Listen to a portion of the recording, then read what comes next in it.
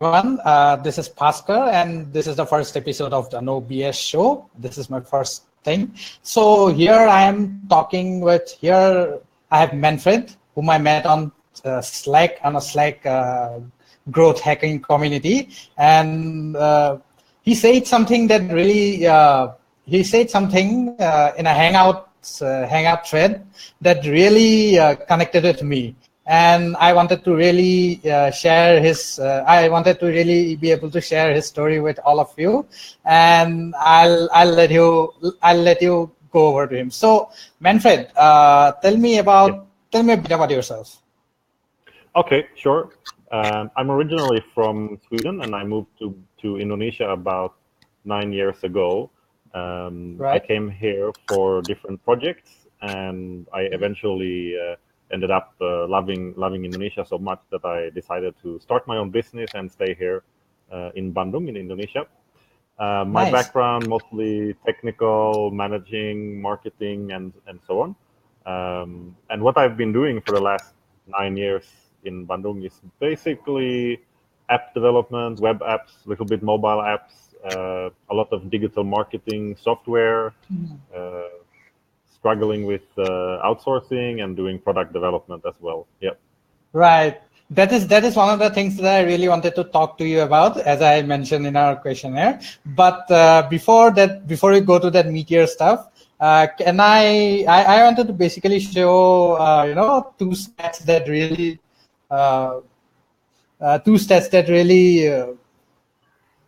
jumped up at me. Can you share me the story of the thing that you mentioned in the Slack Hangout thread? Yeah, absolutely, of course. So about 4 years ago, I got married, and just before that, I had a really low period in my business. My wife, my at that time soon to be wife, we were really struggling. We were like searching the house for coins so we could buy noodles and egg. It was really low. We knew that we had this wedding plan, so that was our big target. And I had been working for several weeks or even 2 or 3 months on a product, which I kind of felt like this will be the big thing, kind of like that. But I wasn't sure. There was no guarantee, right? It's a product launch. But I had a good team. I was working with a good partner, and basically just working day and night, just trying to survive until the product was finished. I get it. We had a bit of audio trouble. What is the product about? Sorry? We had a bit of audio trouble in the middle. So could you tell us what was the product about? Yeah, sure. The product was a digital marketing software for SEO. Okay. So it basically helped with keyword research. It helped generating content. SEO software for WordPress, actually, a WordPress plugin. Yeah. And we went. I went to Malaysia to do a quick visa run, and then when I came back, it was 2 days before, 1 day before the wedding. So we went on. We took the rental car directly from the airport in the night, going on a 12-hour drive, going on a ferry, going to my wife's village because she lives. Her parents live far out of the city, and all the time I had this product launch that was going to happen in the next 24 hours. So I was bringing my laptop. And I know Asia because I'm in India, and internet it's not reliable at all. It's very spotty, especially in the interiors. Yeah, it's pretty much the same here in Indonesia. Goes up and down. We stopped like at every place where they had a cafe by the road. We stopped for an hour, 2 hours. I could get on the laptop. It was really I had a very it's a very and your wedding was next day, right? Yeah, so we spent 12 hours on the road, that, and then we came to the to my wife's parents in the morning. I didn't have so at that time I basically had no money. So I had borrowed some money from a friend. He sent it on Western Union on the morning of the wedding. So I could go buy some wedding rings, buy a suit. Wow. Everything was like last minute. And at the same time, the product launch was happening. So I didn't really have any option than just going with the flow and solving problem one by one. So where was this happening? This product launch, was it on something like Product Hunt? Though I don't know if Product Hunt was in existence then, or was it on your own platform? We were using GVSU and Warrior Plus. GVSU. It's a quite popular platform for digital marketing products. Yeah. Yes. So I'll just put it up. Yeah. So eventually we got everything organized. We got the rings, and I got my suit, and we had time to check into the hotel and have a breakfast basically, and then just kept hacking and kept doing customer support, bug fixing. Finally, we went to the actual wedding ceremony. We had only a small ceremony, like the religious ceremony first, and then we got officially married. So that's exactly 4 years ago and plus 3 days. And then the next day we had the party, the wedding party. We had about like a couple of hundred guests coming from all over the village. To have some food, greeting us as the new married couple. We had some live music, and all the time, every time I got like a small break, I could get on the laptop again, doing some customer support, bug fixing. Yeah. And you didn't have access to mobile, right? It was like 4 years ago. So I mean, the mobile apps or something was not really that developed where you can, look at your mobile and then do. Yeah, and the connection in my wife's village, it's like a 2G, a bad 2G connection. So it was quite stressful. I had to sometimes in the evening we had to go to back to the hotel just to get connection for a couple of hours, and then back and forth for a couple of times. After the ceremony and all that, we had some time to relax in the hotel. I don't actually remember the wedding night as well as my wife remembers it, but unfortunately, her memory of the wedding night is me on the laptop and doing customer support and fixing bugs, basically. Obviously, yeah. So at the end of that period, what were the numbers that you mentioned? Yes, we got about 3,500 customers in a quite short time. Right. I think in the first couple of days it had already generated like 280,000 US dollar. It turned out to be the biggest launch of, I don't remember if it was that month or that year on GVSU actually. It was a really, really awesome, wow. So with it's amazing story. Yeah, it's a story that could totally go in something like Silicon Valley, But let me ask you, with all the problems that you faced regarding internet connections and you having a wedding, juggling all of that, and I know how stressful it can be, but you managed to get so much, that a big team. And I'm not. How big was your team at that time? I was working together with only one other developer, so it was basically only me and one other developer building the product. And during the launch, he was actually out traveling, so it was basically just me during the launch. And then basically just you. Yeah. So basically, you'd say that you are probably about 1/4 of the time present than you could be if you were full time, right? With all the tech issues and all the time spent. So I'm just curious. You must have done something you must have done something good in the preparatory stage to be able to basically automate this whole thing. So Yes. what was the thing that you thought was that proved to be that was behind the success of this whole launch? Yep. Well, We had a good process in place. We had a good communication that was critical. Even if I was offline, online, offline, and so on, we had a good process for the customer support. We had a good process for deploying the bug fixes and all that. okay. We couldn't have done it without that kind of level of automation. Yep. Automation It and was processes. yeah, that was super critical. That's something I Yeah. definitely recommend have in place Yes. if you ever go into a stressful time. Yeah. And it was a good experience. I learned a lot. Yeah.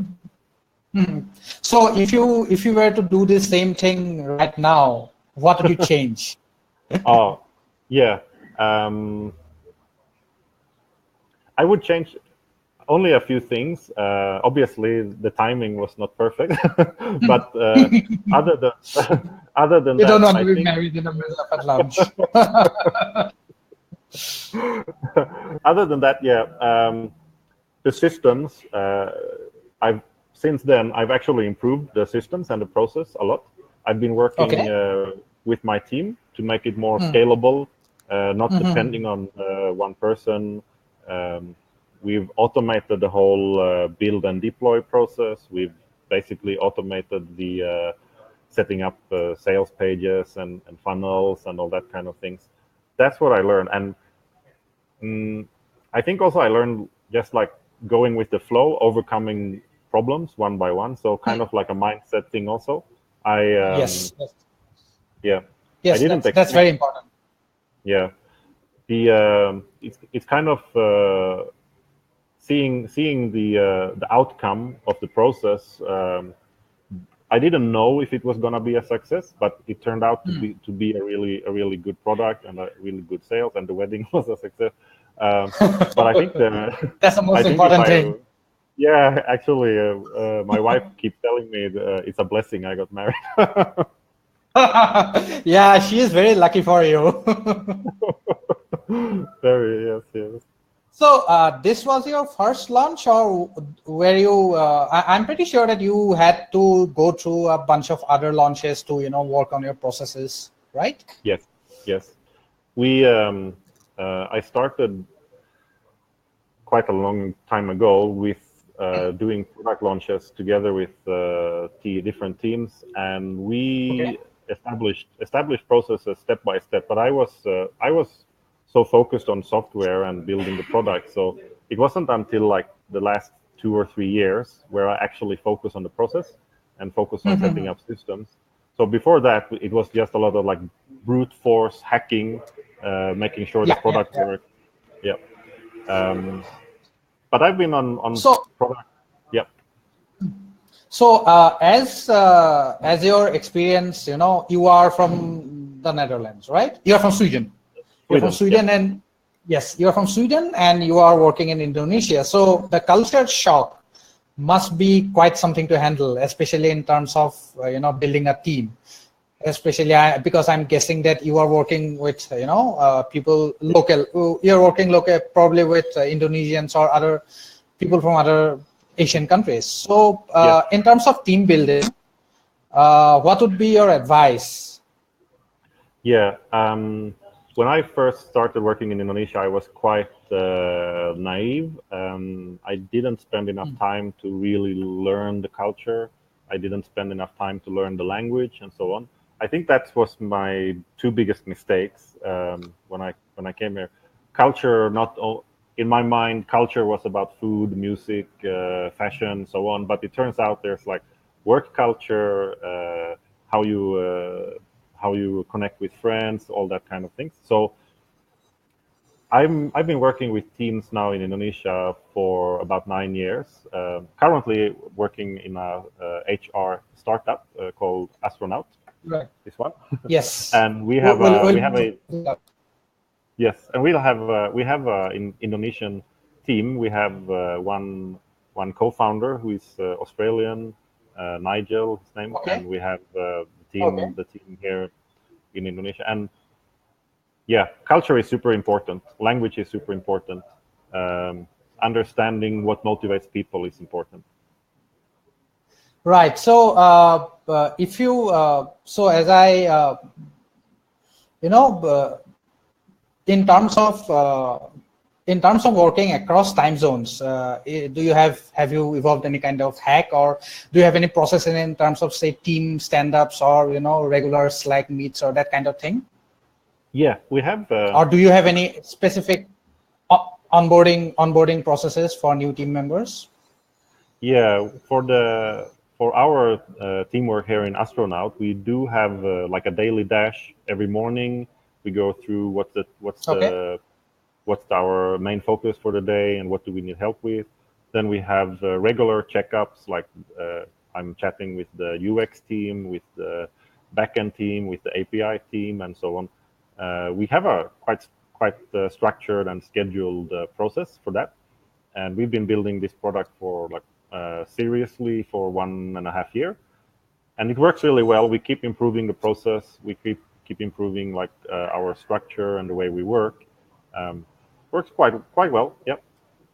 Right. Since you are developing this app, can you hear me? Yep, I hear you loud and clear. Yes. Yeah, but I guess the connection seems to be kind of broken. Anyway, since you are developing Astronaut, so what would be your thoughts on how app developers should market and in their users? Yeah. And so what I've done a lot in the past, we've done a lot of email marketing. It's not as sexy as social media marketing or influencer marketing, but it works really well. Right. For especially since you are B2B, right? You are B2B. Yeah, that's right. We are B2B.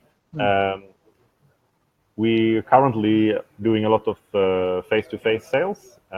We also still getting a lot of requests and so on from customers. And email marketing. Basically, we're starting this year to scale up the sales and marketing. We're going live with our online payment and online sign up process in about 2 or 3 months. That will be really exciting because that's the first time when we can actually start scaling the sales and seeing some big numbers. Yeah. So in your for Astronaut, what's your main focus? Is it acquisition right now? Is it retention? I mean, how do you prioritize these efforts? Because retention, especially for mobile apps, is pretty. Currently, it's we found the product market fit. We have a product that so far all our customers really like. We haven't scaled our sales yet, so we don't really have a huge number of people using the app for the interviewing, but we do get feedback constantly. So we're in the stage between finding the product market fit and start to actually scale. It's quite exciting. Scale. Yes. Yes. So what advice would you have? Because I think we again had a bit of a audio issue. So for someone who's launching a B2B mobile app, right, or enterprise app, which is very different from the consumer focused app. So what advice would you have, in terms of market research, in terms of product market fit? That's also important in terms of getting, channel market fit. Channel market fit is also very important. So what advice would you have to app entrepreneurs or app marketeers? My advice would be to stay focused on the product for quite a long time. Make sure that the first customers who get in there, that they really love the product. Right. Of course, you cannot tweak everything as the customers want. But if the first customers love the product, you have a good solid platform to build on. and add more features and so on. So that's Right. my advice. Getting that product feeling right, and making sure that the initial customers stay on because they love the product. The first 10 customers, maybe, right? Yeah, exactly. Yeah. So this is fun talking to you. I think you should write your story about that crazy wedding, because because the most important thing is the processes part. You had processes in place, and even when you were about 1/4 of your productivity probably, and with a very bad connection, which was you managed to had these numbers. I'll again show these numbers. They are stunning to me. People, teams, product teams, 10 times your size with all the resources still won't be able to do this. So they really are stunning. And I wish you all the best with Astronaut. Thank you. I hope that you get great success with this. So I look forward to hearing from you again. Thanks for this, Manfred. Bye. Thank you very much. Bye.